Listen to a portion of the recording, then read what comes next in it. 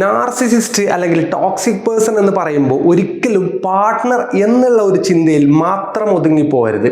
ഇത് ചിലപ്പോൾ ഫാമിലിയിലുള്ള വേറെ ആരുമാകാം, അതുപോലെ തന്നെ വർക്ക് പ്ലേസിലുള്ള ആരുമാകാം. ചിലപ്പോൾ നിങ്ങളുടെ ബോസ് ആവാം, കൊളീഗാവാം. ആർക്കും ഒരു നാർസിസിസ്റ്റിക് പേഴ്സണാലിറ്റിയോ അല്ലെങ്കിൽ നാർസിസിസ്റ്റിക് ട്രെയ്റ്റ്സോ ഉണ്ടാകാം. അപ്പോൾ ഇത് മനസ്സിലാക്കി വെച്ച് കഴിഞ്ഞാൽ ഇങ്ങനെയുള്ള സാഹചര്യങ്ങളിൽ നിങ്ങൾക്ക് ഇവരെ മാനേജ് ചെയ്യാനും മനസ്സിലാക്കാനും സാധിക്കും. ഒരു നാർസിസിസ്റ്റിൻ്റെ കൂടെയാണ് നിങ്ങൾ ജോലി ചെയ്യുന്നതെങ്കിൽ വളരെ മോശമായിട്ടുള്ള ഒരു വർക്ക് എൻവിറോൺമെൻ്റ് ആയിരിക്കും നിങ്ങൾക്ക് കിട്ടുന്നത്.